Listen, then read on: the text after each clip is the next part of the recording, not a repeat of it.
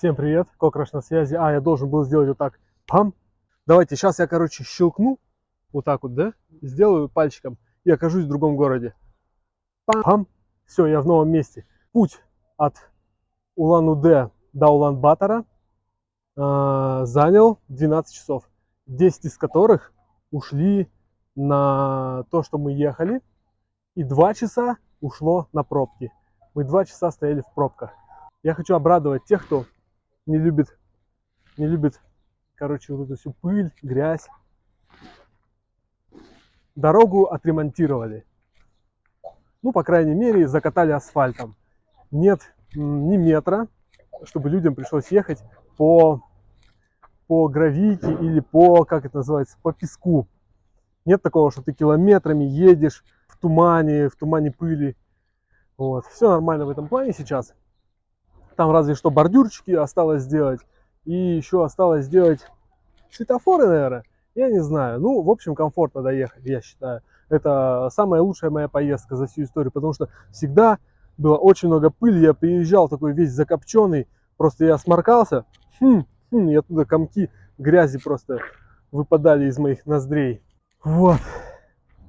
Такие вот новости. Больше всего я переживал за получение, не визы, а штампа в паспорте, потому что мой загранпаспорт был абсолютно новый. Ну, из-за того, что мой предыдущий паспорт, там вышел срок годности, потому что 10 лет прошло, надо менять паспорт. И вот я в позапрошлом году оформил новый загранник и ни разу никуда не сгонял. И вот сейчас впервые поехал в Монголию. На контроле спросили, куда едете? Я говорю, ну, в Улан-Батор. С какой целью? Туризм. До этого были в Монголии? Я говорю, был целых 5 раз. Какие ваши доказательства? Я сразу же достаю старый паспорт, говорю, вот, у меня есть старый паспорт, вот мои доказательства. Вот, они сразу такие, окей, хорошо, ездил, красавчик, все, отлично.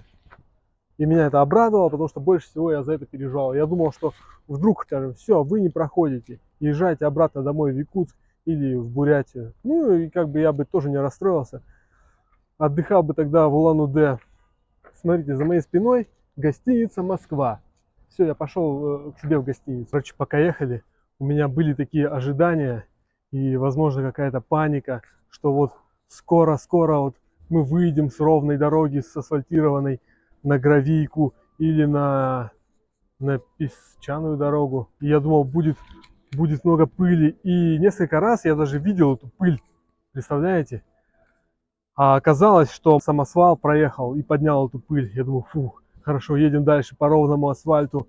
Потом второй момент, я смотрю, там прямо облако пыли вдали. И думаю, все, ну начинается. Начал уже, знаешь, закрывать, дышать через, как называется, через воротник. Нет, не через воротник, через рукав рубашки. И оказалось, что там проводились работы на горе. Экскаватор копал горный песок, и в это время дул ветер. И поэтому такая стена пыли образовалась. Но мы ее преодолели буквально за секунду. И все. И все нормально, все окей.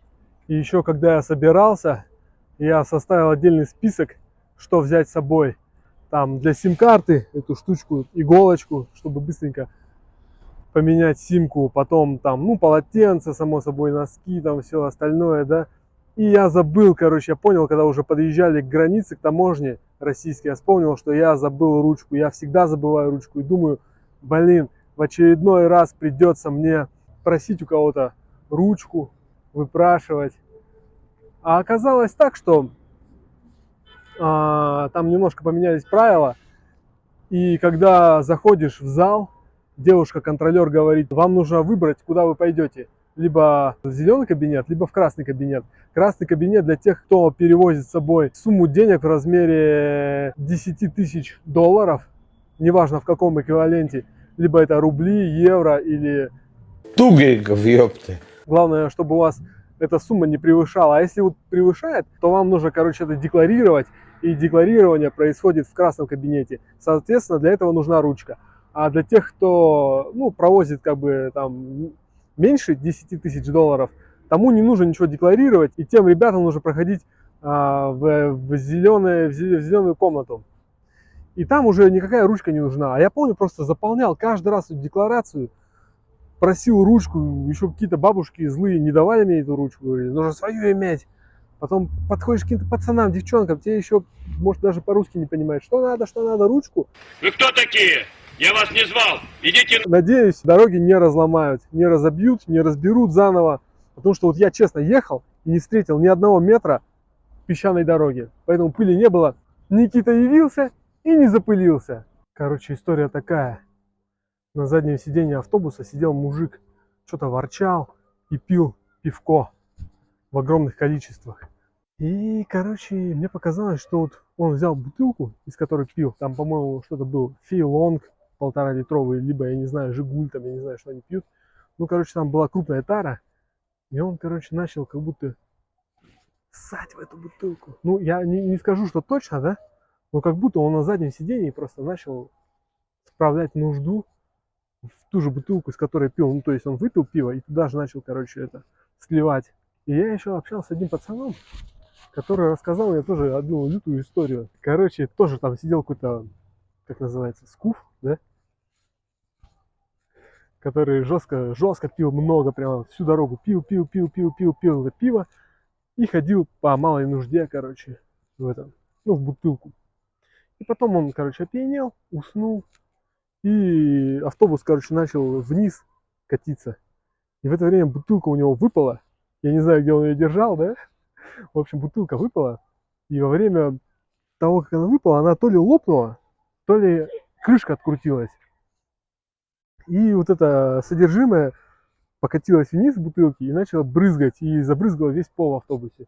Не знаю, насколько это, как бы, история правдивая, но она довольно-таки забавная. Расскажите, пожалуйста, случалось ли у вас такое, что вы едете в автобусе и кто-то начинает справлять нужду? Ну, вообще такое бывает? Нет, просто мне показалось. Я не говорю, что на 100%, как бы, да, вот мужик такой-то, да, взял и поссал бутылку. Нет, конечно. Но мне показалось, что такое было. Могло быть такое или не могло? Напишите в комментариях. Если видео понравилось, ставьте лайк, подписывайтесь на канал и ждите новые влоги от Кокраша.